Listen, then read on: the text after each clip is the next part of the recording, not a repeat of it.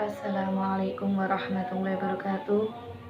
Saya Laitsana Ibnu Husna dari jurusan Ilmu Al-Quran dan Tafsir 4B.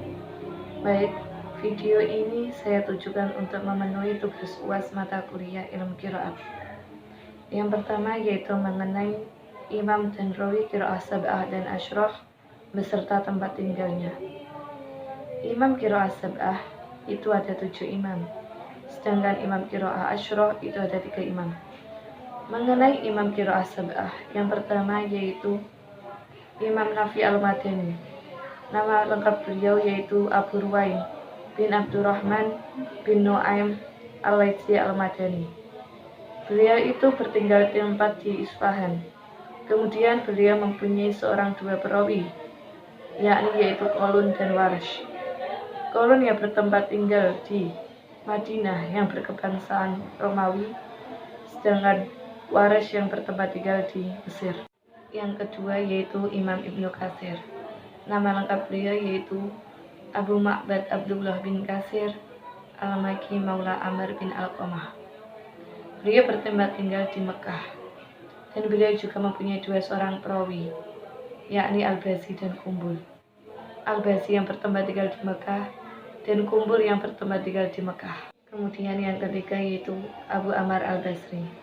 Nama lengkap beliau yaitu Zayyan bin A'la bin Ammar bin Aryan Al-Muzani At-Tamimi Al-Basr. Beliau bertempat tinggal di Basrah, dan beliau juga mempunyai 2 orang perawi, yakni Ad-Duri dan As-Susi. Al-Duri yang bertempat tinggal di Baghdad dan Al-Susi yang bertempat tinggal di Roqah, yakni sebuah kota yang berada di Ahwas. Kemudian yang keempat yaitu Imam Ibnu Amir Asy-Syami. Nama lengkap beliau yaitu Abdullah bin Amir bin Yazid bin Tamim bin Rabi'ah al-Yahsabi. Beliau bertempat tinggal di Damaskus. Beliau juga mempunyai 2 orang perawi, yakni Hisham dan Ibnu Dzakwan. Hisham yang bertempat tinggal di Damaskus dan Ibnu Dzakwan yang bertempat tinggal di Damaskus. Kemudian yang kelima yaitu Imam Asim Al-Kufi. Nama lengkap beliau yaitu Asim bin Abu Al-Najud. Beliau bertempat tinggal di Kufah. Beliau mempunyai 2 orang perawi, yakni Syu'bah dan Hafiz. Syu'bah yang bertempat tinggal di Basrah dan Hafiz yang bertempat tinggal di Baghdad dan Makkah. Yang keenam yaitu Hamzah Al-Kufi. Nama lengkap beliau yaitu Hamzah bin Habib bin Amarah bin Ismail Al-Kufi. Beliau mempunyai 2 orang perawi, yakni Khalaf dan Khalaf. Khalaf yang bertempat tinggal di Baghdad dan Khalaf yang bertempat tinggal di Kufah. Kemudian yang keenam yaitu Hamzah Al-Kufi. Nama lengkap beliau yaitu Hamzah bin Habib bin Amarah bin Ismail Al-Kufi. Beliau bertempat tinggal di Halwan, yakni suatu kota yang ada di Irak sampai Kufah. Dia mempunyai 2 orang perawi, yakni Khalaf dan Khalad. Khalaf yang bertempat tinggal di Baghdad dan Khalad yang bertempat tinggal di Kufah. Kemudian yang ketujuh yaitu Kisai Al-Kufi. Nama lengkap beliau yaitu Ali bin Hamzah bin Abdullah bin Utsman Al-Nahwi. Beliau bertempat tinggal di Kufah. Beliau mempunyai 2 orang perawi, yakni Abu Al-Haris dan Ad-Duri. Abu Al-Haris yang bertempat tinggal di Baghdad dan Ad-Duri yang bertempat tinggal di Baghdad. Selanjutnya yaitu qiraah asyrah. Yang pertama yaitu Abu Ja'far Al-Madani. Dia bertempat tinggal di Madinah. Beliau mempunyai 2 orang perawi, yakni Ibnu Wardan dan Ibnu Jamas. Ibnu Wardan yang bertempat tinggal di Madinah dan Ibnu Jamas yang bertempat tinggal di Madinah. Kemudian yang kedua yaitu Ya'qub Al-Basri. Beliau bertempat tinggal di Basrah. Beliau juga mempunyai 2 orang perawi, yakni Ruwais dan Rauh. Ruwais yang bertempat tinggal di Basrah dan Rauh yang bertempat tinggal di Basrah. Kemudian yang ketiga yaitu Khalaf bin Hisham bin Sa'lab. Mengenai wafatnya beliau, tempatnya itu tidak diketahui. Beliau juga mempunyai 2 orang perawi, yakni Ishaq dan Idris. Ishaq yang bertempat tinggal di Baghdad dan Idris yang bertempat tinggal di Baghdad. Pembahasan selanjutnya yaitu mengenai arti istilah-istilah yang ada dalam ilmu qiraat. Yang pertama yaitu qiraat. Qiraat merupakan suatu perkara taufiqi dan tidak ada unsur ijtihadi dalam ilmu ini, dikarenakan semua riwayat bacaan yang ada dalam Al-Quran itu disandarkan pada pengucapan perawi secara berkesinambungan. Yang kedua yaitu rawi.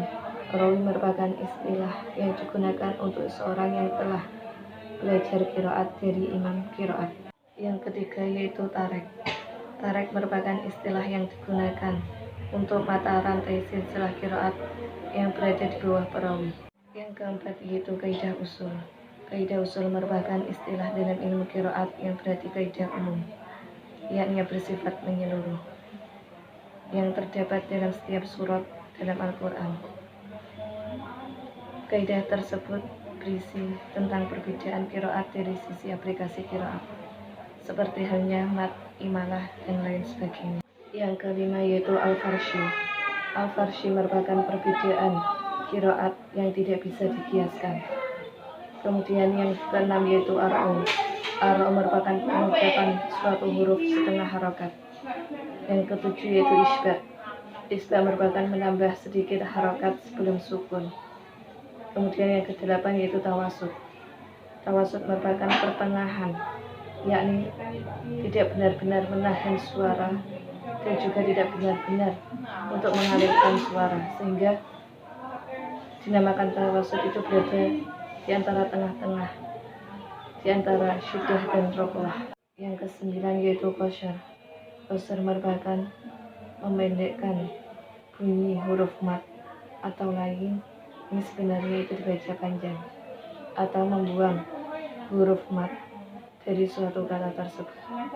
Kemudian yang ke-10 yaitu imalah kubro.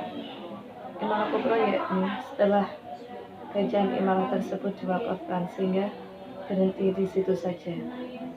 Kemudian yang ke-11 yaitu imalah sugro. Setelah bacaan imalah tersebut itu masih diwasolkan sehingga tidak berhenti di situ saja. Kemudian yang ke-12 itu ismam.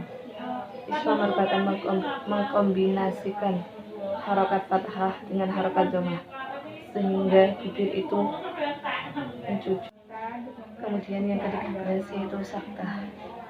Saktah yakni berhenti sejenak tanpa bernafas, sekitar 1 alif lamanya. Kemudian yang ke-14 yaitu al-ikhtilas. Al-ikhtilas itu mempercepat bacaan seakan-akan antara 2 huruf bersambung. Kemudian yang ke-15 yaitu idgham kabir. Idgham 2 huruf di mana keduanya itu berharokat. Kemudian yang ke-16 yaitu idgham shaghir. Idgham 2 huruf di mana huruf yang pertama itu disukun dan huruf yang kedua itu berharokat. Kemudian yang ke-17 yaitu silah mim jamak. Silah mim jamak yakni mim jamak yang didhammah dan dihubungkan dengan wawu sukun lafziyah. Kemudian yang ke-18 yaitu silah hak kinayah. Silah hak kinayah yaitu menghubungkan hak kinayah dengan wawu atau ya lafziyah. Yang ke-19 yaitu tashil. Tashil yakni upaya untuk memindahkan bacaan ayat-ayat Al-Quran dengan cara memindahkan harokat atau membuang huruf tertentu. Kemudian yang ke-20 yaitu ya idhofah, yakni ya tambahan yang menunjukkan mutakalim. Kemudian yang ke-21 yaitu ya zaidah, yakni ya yang terletak di akhir kalimat yang tidak ada rasanya. Baik, terima kasih dari saya. Sekian, wassalamualaikum warahmatullahi wabarakatuh.